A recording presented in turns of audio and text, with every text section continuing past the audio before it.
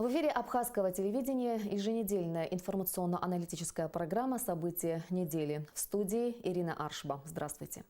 Как всегда, мы подводим итоги уходящей недели, вспоминаем наиболее заметные события, обсуждаем, какими они были.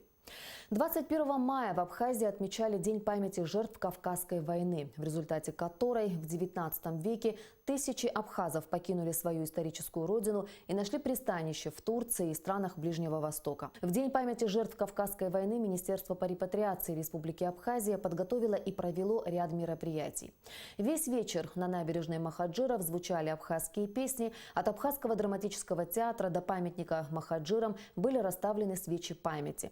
В 8 часов вечера с площади имени Сергея Багапш молодежь с флагами и факелами начала шествие к памятнику Махаджирам.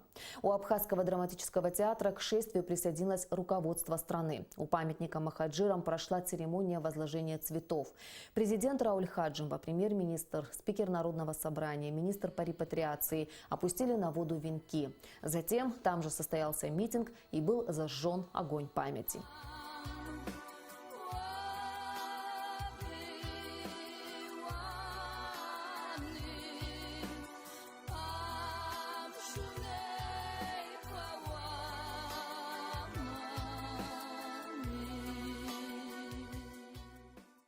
В Абхазии будут созданы 3 новых совета – молодежный, женский и старейшин. Они будут направлены на решение культурных, социальных и экономических проблем населения республики. С такой инициативой выступил председатель Всемирного Абхазо-Абазинского конгресса Муса Игзеков. Как отметил Муса Игзеков, чтобы эта программа эффективно работала, необходимо провести опрос, создать в каждом населенном пункте советы активной молодежи, женщин и взрослых мужчин. Примером успешной реализации подобных проектов является Карачаево-Черкесская республика. Школы, дома культуры, парки и многие другие объекты появились в КЧР исключительно при помощи подобных программ. Всемирный конгресс будет иметь серьезный офис в Санкт-Петербурге. Здесь в Сухуми тоже будет представлен план работы ВАК по Республике Абхазия, разработка и утверждение органов Всемирного конгресса. Это старейшины, женщины, молодежь. Как раз мы сегодня об этом будем говорить. Разработка и утверждение анкеты опросов, тренера, интервьюеров. Далее проведение опроса, обратная связь с населением, разработка и утверждение направлений ВАК, программы развития по каждому населенному пункту Абхазии. В МВД были уничтожены наркотические средства и наркосодержащие растения, хранившиеся в экспертно-криминалистическом центре за период с 2016 по 2017 годы, а также 2 материалов за 2011 год и 1 за 2015. Уничтожение наркотиков происходило в присутствии членов комиссии, созданной приказом министра внутренних дел Гари Аршба, в состав которой входят депутаты Народного собрания, представители МВД республики, представители Генеральной прокуратуры, службы госбезопасности, Минздрава и Госкомитета по экологии и охране природы, члены Общественной палаты Абхазии. Сотрудниками МВД уничтожены 244 грамма метадона, 96 корней конопли и 19 корней рассады, 300 наркосодержащих корней мака и 591 корень рассады и другие наркотические вещества по 144 уголовным делам. Если подсчитывать тот ущерб, который был нанесен тем преступным элементам на сегодняшний день, да, получается, можно исчислять более 40, более 50 миллионов рублями. Я хочу сказать о том, что если эти вещества попали бы в наше общество, это бы очень повлияло бы губительно на наших людей. У нас сегодня одна из первостепенных задач – это борьба с наркотиками. 20 лет исполнилось со дня основания Центра специального назначения Государственной службы безопасности Абхазии. Центр создавался в сложный период истории нашей страны в 1998 году, когда обстановка в приграничном Галском районе была напряженной и нестабильной. Первым командиром спецподразделения был Александр Солопов, заместителем Дмитрий Сангулия. Ежегодно численность личного состава спецподразделения увеличивалась, и сегодня это уже крупный центр со всеми необходимыми подразделениями, званиями и практически на 100% сформированным личным составом.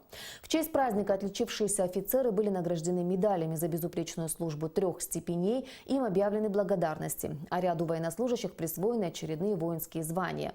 Президент Рауль Хаджимба поздравил сотрудников Центра специального назначения с 20-летним юбилеем. За все эти годы многое сделано в борьбе с терроризмом. Подразделение учится практически по ходу проведения соответствующих специфических задач. И не сомневаюсь, вся впереди стоящая работа перед вами будет выполняться качественно, с полной отдачей во имя нашего народа, во имя нашей страны. Разрешите мне от имени всего руководства Абхазии, от себя лично, поздравить весь личный состав, всех тех, кто способствует тому, чтобы это подразделение состоялось, весь тот персонал, который рядом с вами, с этим праздником, пожелать вам самого доброго, здоровья, ну и, конечно, эффективной работы во имя нашего государства. 23 мая православные Абхазии отметили День святого апостола Симона Канонита. Этот день имеет большое значение не только для православной Абхазии, но также значимый для всего христианского мира. Симон Канонит – один из 12 апостолов Иисуса Христа, проповедовал в Абхазии. Здесь покоятся его мощи. Это престольный праздник Новоафонского монастыря, один из главных праздников Абхазской церкви. Торжественное богослужение в память о Симоне Каноните традиционно состоялось в Новом Афоне в храме святого апостола у водопада. В нем принял участие глава государства Рауль Хаджимба. 24 мая по всей Абхазии был объявлен День чистоты, и он стал действительно общереспубликанским. Уборка улиц, площадей, парков проводилась по всей республике. В большинстве своем уборку проводили сотрудники организаций и учреждений, но и многие жители не остались равнодушными к призыву правительства. На уборку в Сухуме вышли коллективы министерств и ведомств, различных организаций, школьники, студенты и жители столицы. В общереспубликанском Дне чистоты принял участие президент Рауль Хаджимба. Глава государства вместе с сотрудниками аппарата администрации президента убирал территорию возле госдачи.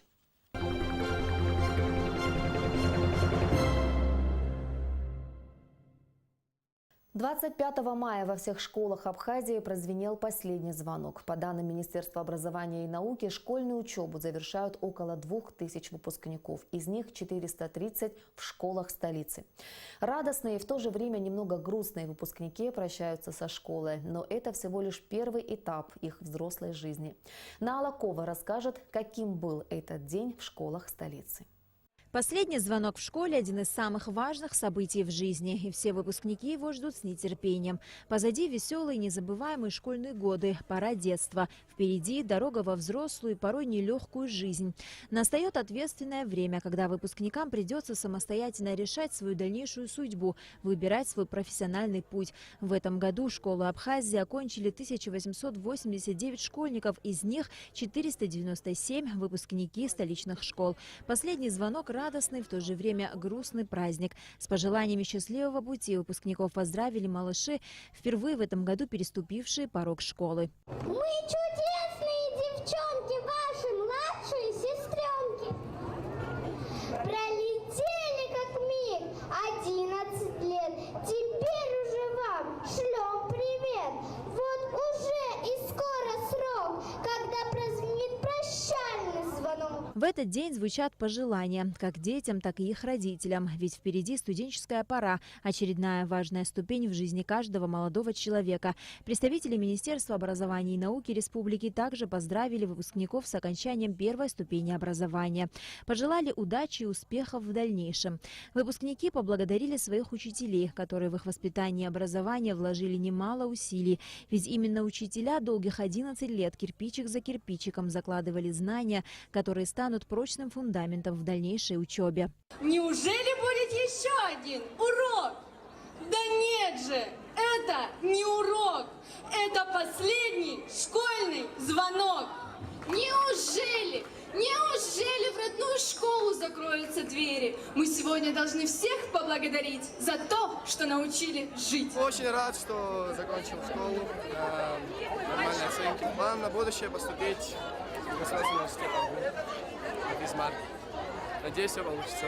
Мне очень трудно расставаться со школой, потому что я очень привыкла к своим одноклассникам, к учителям и ко всей атмосфере. Я очень всех люблю вступать в новую жизнь. На самом деле я рада, что заканчиваю школу, но мне грустно, потому что именно друзья у меня завелись именно здесь, именно в этой школе. Я безумно буду по ним скучать. Как Есенин, печаль, покидаю таких хороших учителей, таких хороший коллектив. Что можно сказать? Спасибо, я говорю всем учителям, которые со меня выдержали все эти 11 лет. Вот и прозвенел последний звонок. Теперь вчерашним школьникам осталось сдать выпускные экзамены и сделать первый шаг в дорогу длиною в жизнь.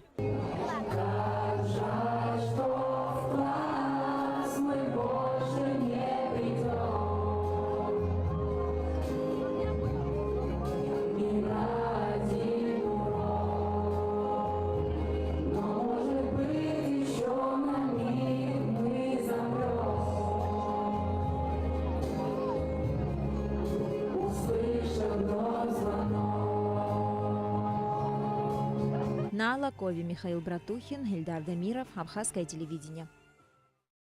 С какими показателями завершился учебный год? Какими будут выпускные экзамены? И что делается для того, чтобы поднять уровень обучения в школах Абхазии? Эти вопросы мы обсудим с заместителем министра образования и науки Медеей Ченгелия.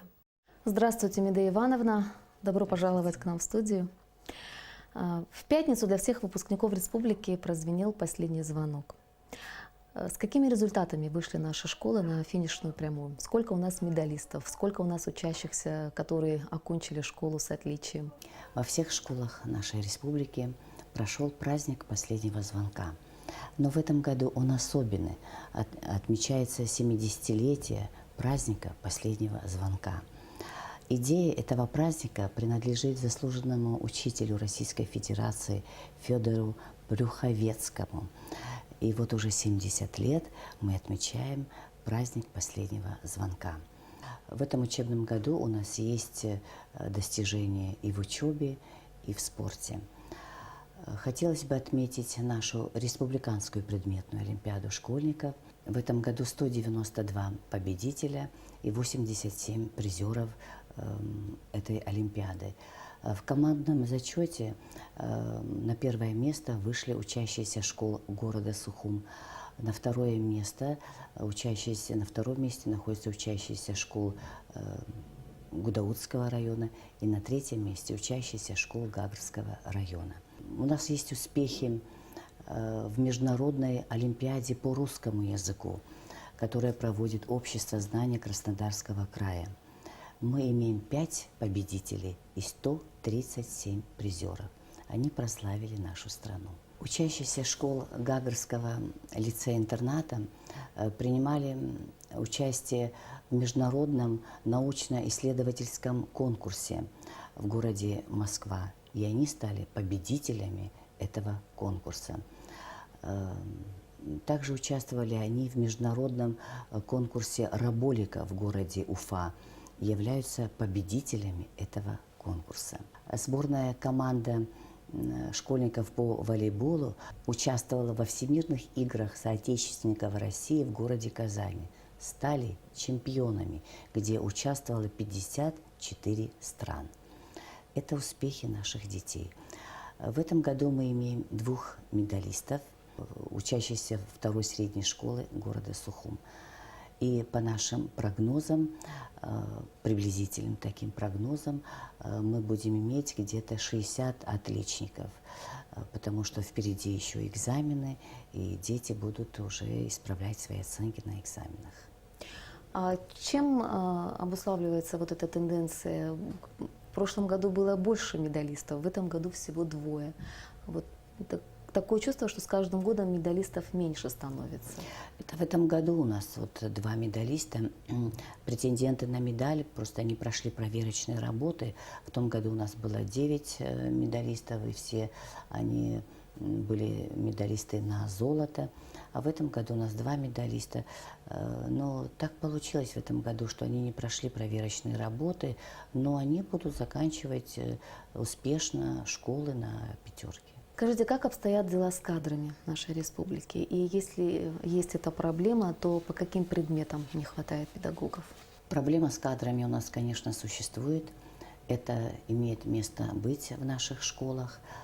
по таким предметам, как русский язык и литература, абхазский язык в неабхазских школах, по физике, химии, по математике, по начальным классам. Мы эту проблему решаем совместно с Абхазским государственным университетом, так как она у нас является кузницей кадров, готовит нам педагогические кадры. Проблема в основном это вот в Гагарском районе ощущается, в Гудаутском районе, в Ачимчистском и Тхорчалском районах. Город Сухум в основном обеспечен кадрами. Ни одна профессия не требует столько самоотверженности, самоотдачи, терпения, как труд учителя, воспитателя и педагога.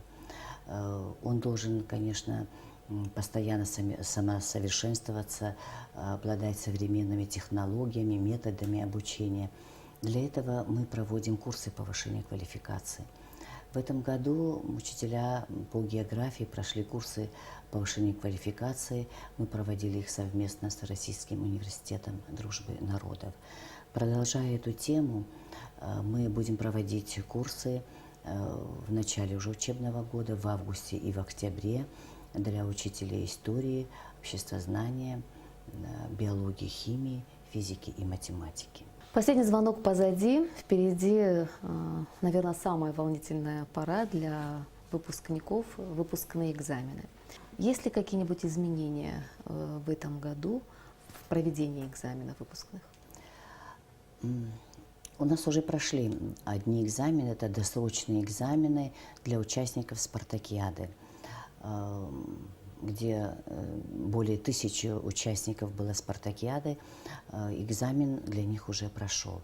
И впереди у нас очередные наши экзамены и в выпускных, и в переводных классах.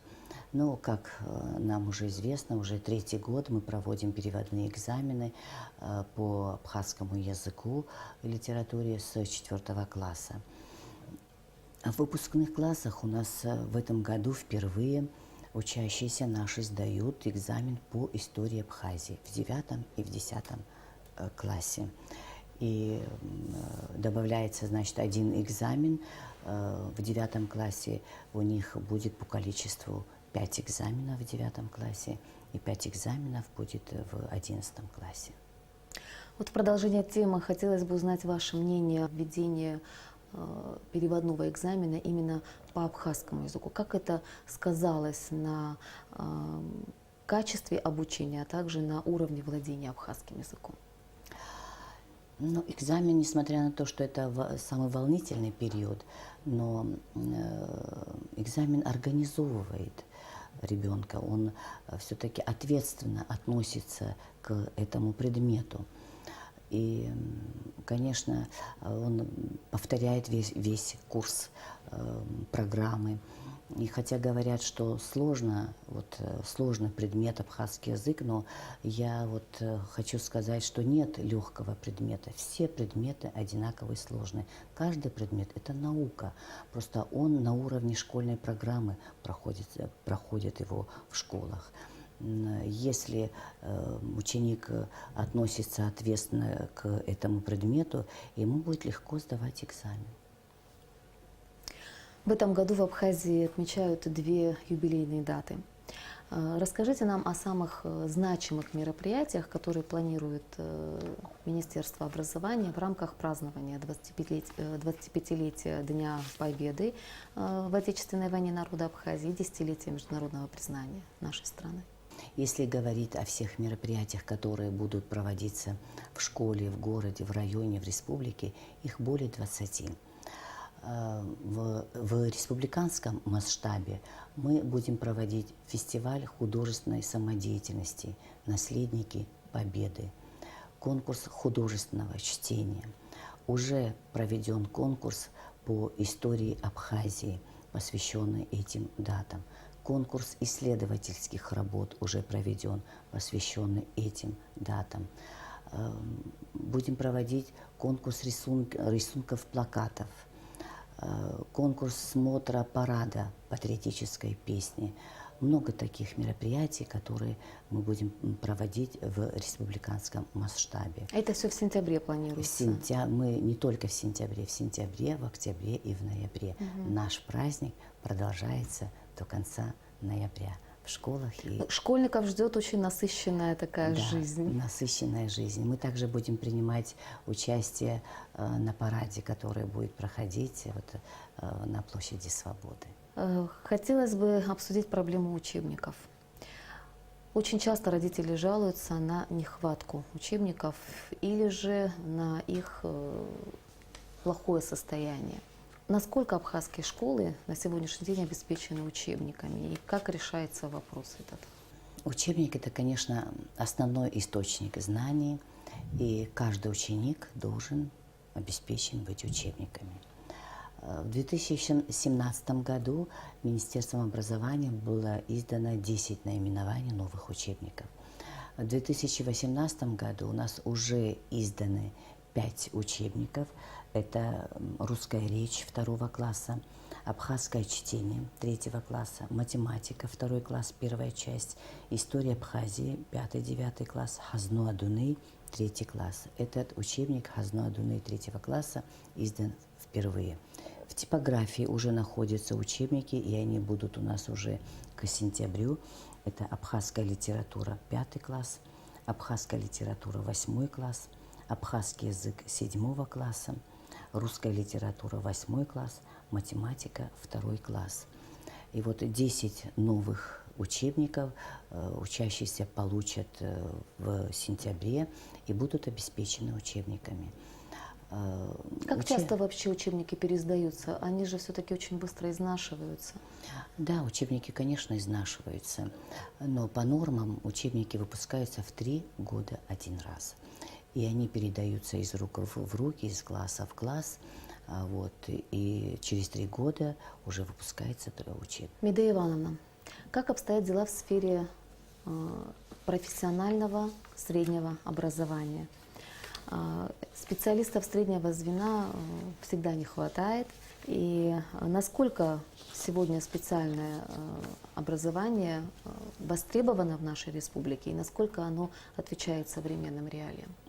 У нас в республике 5 учебных заведений профессионального образования. В них обучаются 640 учащихся. В этом году 207 выпускников будут в этих колледжах. Конечно, мы не можем сказать, что они отвечают современным требованиям, эти наши средние профессиональные учебные заведения.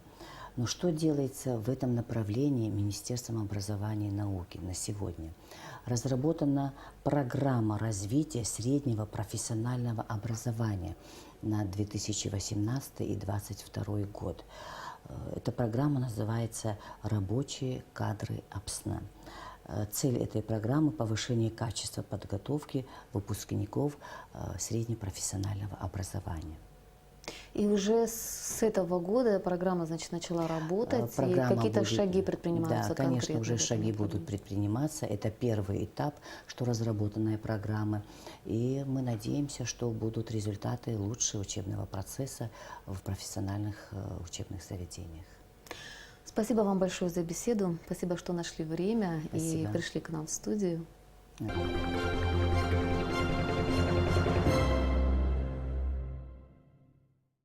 А теперь о событиях субботы. Общественность страны простилась с абхазским поэтом и писателем, кавалером ордена Ахидзе Апша второй степени, автором многих сборников стихотворений и романа Ахка «Мушни Микая». Траурный митинг прошел в Сухуми, во дворе дома, в котором жил писатель. Репортаж Нисфы Аршба. Близким и коллегам Мушни Микая было намного труднее сегодня говорить о смерти, чем когда-то самому поэту. Он ушел из жизни, создавая очередной художественный образ. Мушни Родович до последнего работал, не покладая рук. И несмотря на то, что за его плечами уже были десятки книг, сотни стихов, за которые поэт получил множество наград, ему хотелось творить, воплощать новые творческие идеи. Это был очень редкий человек. Природа его была очень редкая, понимаете, уникальный человек. Он знал, носителем был и хранителем был целого пласта нашего абхазского родного государственного языка. Целого пласта, который неизвестен, недоступен для других, не только рядовых граждан, но поэтов, писателей. Сколько он знал вот этих секретов, это единственный он фактически. И много он успел сказать. Но еще больше там у него осталось в архивах его рукописных. Еха.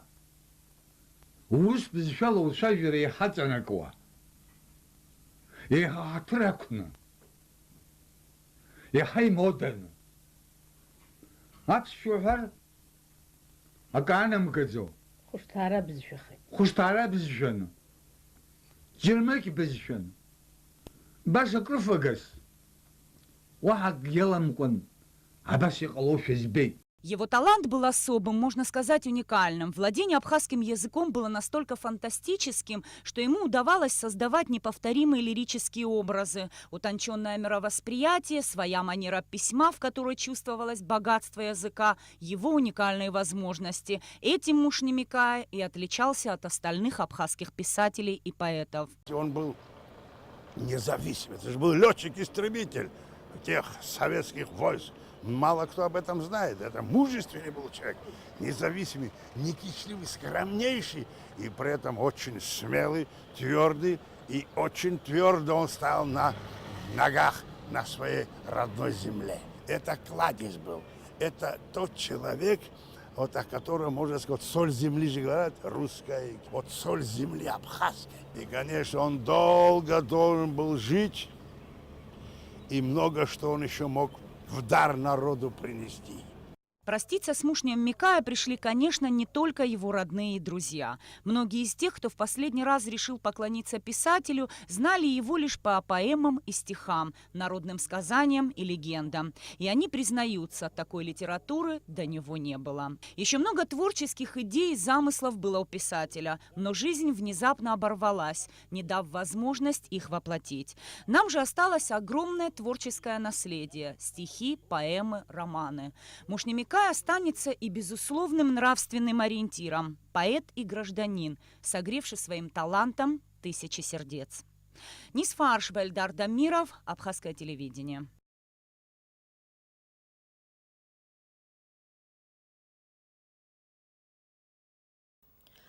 В воскресенье 27 мая в столичном избирательном округе номер 14, микрорайон Маяк, состоятся повторные выборы депутата Сухумского городского собрания.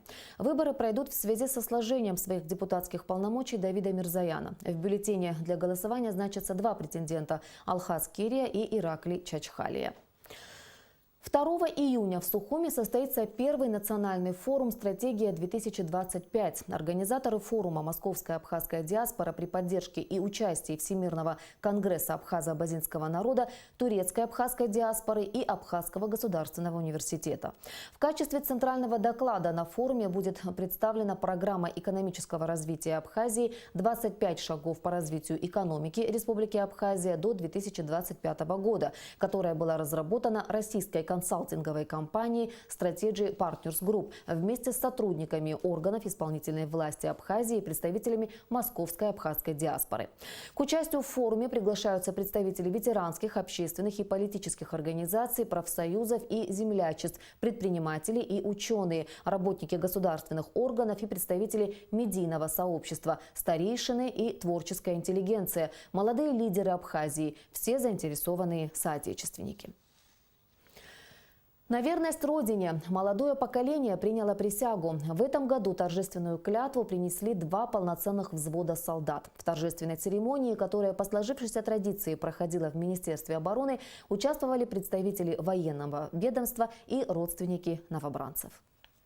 Я, Тужба Астамур Джумберович, торжественно присягаю на верность своей родине Республики Абхазия.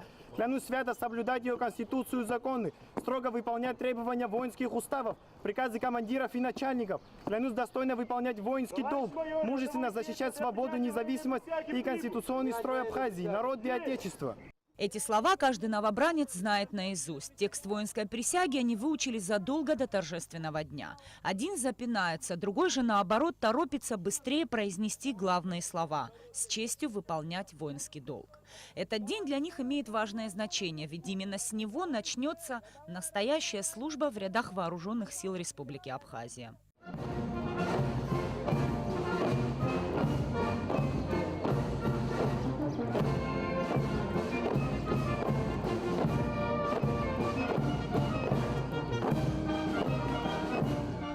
После военкомата молодые ребята попадают в учебный центр, где проходит курс молодого бойца. Подразумевает в себе занятия по общевойсковой подготовке, такие же подготовки, как по строевой подготовке, по физической подготовке, по огневой подготовке. То есть личный состав получает необходимые азы для прохождения дальнейшей военной службы в частях и подразделениях Министерства обороны. В парадной форме и с улыбкой на лице. В такой день все по-военному строго. Для каждого из солдат это знаменательное событие. Я считаю, что каждый человек должен с совестью служить своей родине и в любое время встать на защиту. Это очень важно, это гордость Абхазии. Я считаю, что каждый должен соответствовать этим признакам. В течение месяца каждый солдат проходил плановую подготовку. С новобранцами усердно занимались их командиры, с каждым днем все лучше оттачивая их навыки. По словам руководителя подразделения, это время не прошло даром. Бойцы показали хорошие результаты. Совсем недавно, можно сказать, учебный центр был открыт, продолжает свое существование.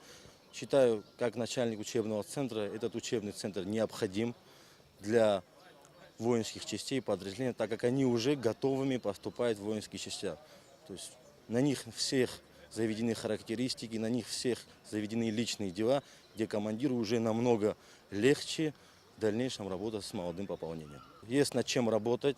Мы с каждым годом, с каждым призывом совершенствуемся. Присяга – это торжество и демонстрация верности Родине. Стало традицией на воинскую церемонию приглашать родственников солдат.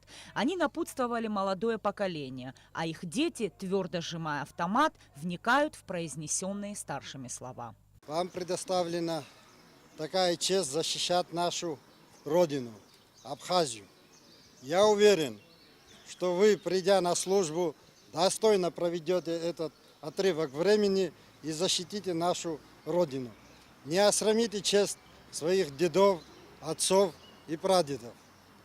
Добрый путь вам! Распределять новобранцев будет руководство. Их пожелания здесь не имеют значения. Главное – навыки и способности, которые они успели продемонстрировать на курсах молодого бойца.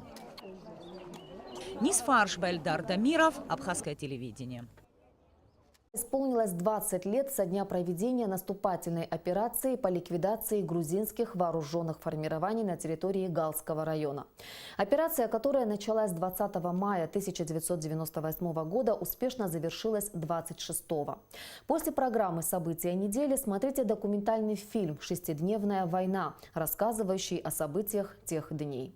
Такими были события уходящей недели. Какими они будут, мы обязательно расскажем вам в следующей программе. Всего доброго!